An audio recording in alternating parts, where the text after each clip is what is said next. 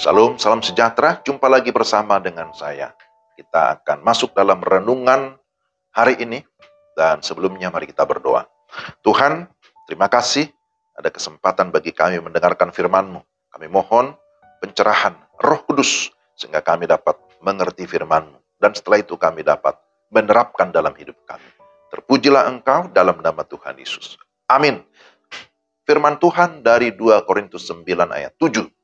Hendaklah masing-masing memberikan menurut kerelaan hatinya, jangan dengan sedih hati atau karena paksaan, sebab Allah mengasihi orang yang memberi dengan sukacita.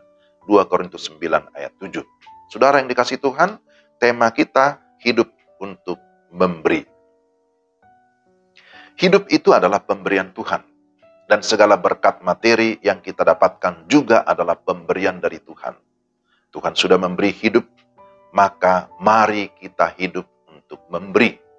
Dalam 2 Korintus 9, Rasul Paulus sedang mengajar dan mengajak jemaat untuk memberi atau menabur. Mengapa harus memberi? Di dalam ayat 10 disebutkan, ia yang menyediakan benih bagi penabur dan roti untuk dimakan. Ia juga yang akan menyediakan benih bagi kamu dan melipat gandakannya dan menumbuhkan buah-buah kebenaranmu. Artinya, Allah menyediakan berkat bagi kita. Roti untuk dimakan, itu adalah kebutuhan pribadi kita. Dan benih untuk ditabur, itu adalah berkat yang harus dibagikan kepada orang lain.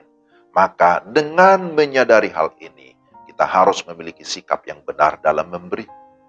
Kita perhatikan bahwa pertama, memberi menurut kerelaan hati.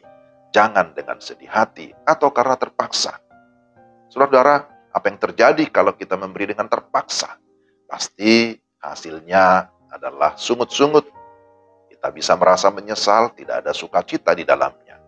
Tapi sebaliknya memberi dengan rela hati mendatangkan sukacita, mendatangkan kebahagiaan. Firman Tuhan berkata adalah lebih berbahagia memberi daripada menerima. Saya kira ayat ini sudah sering kali kita dengarkan.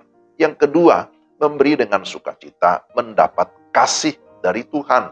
Meskipun motivasi memberi bukan supaya mendapatkan balasan, tetapi kita juga meyakini bahwa siapa yang menabur pasti akan menuai juga.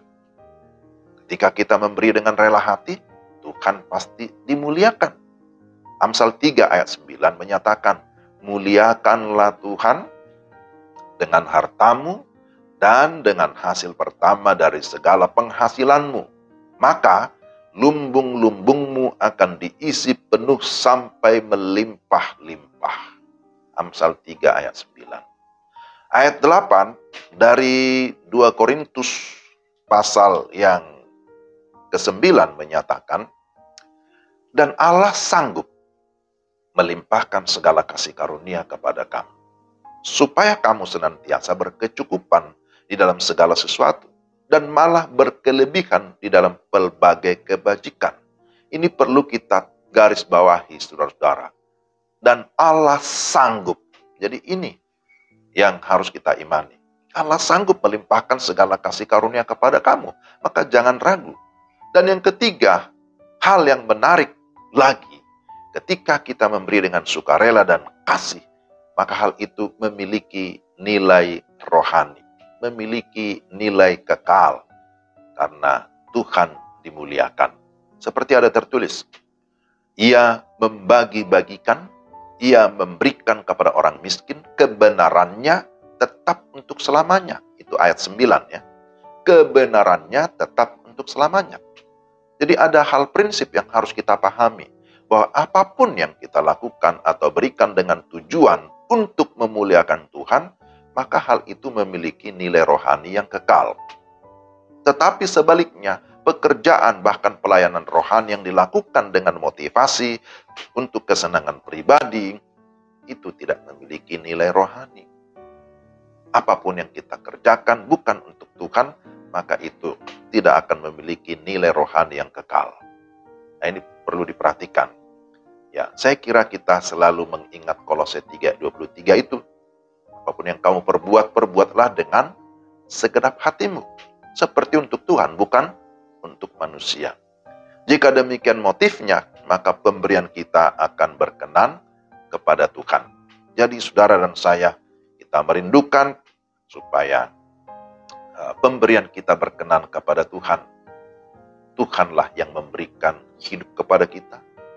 Tuhanlah juga yang senantiasa memberkati kita dengan segala kecukupan.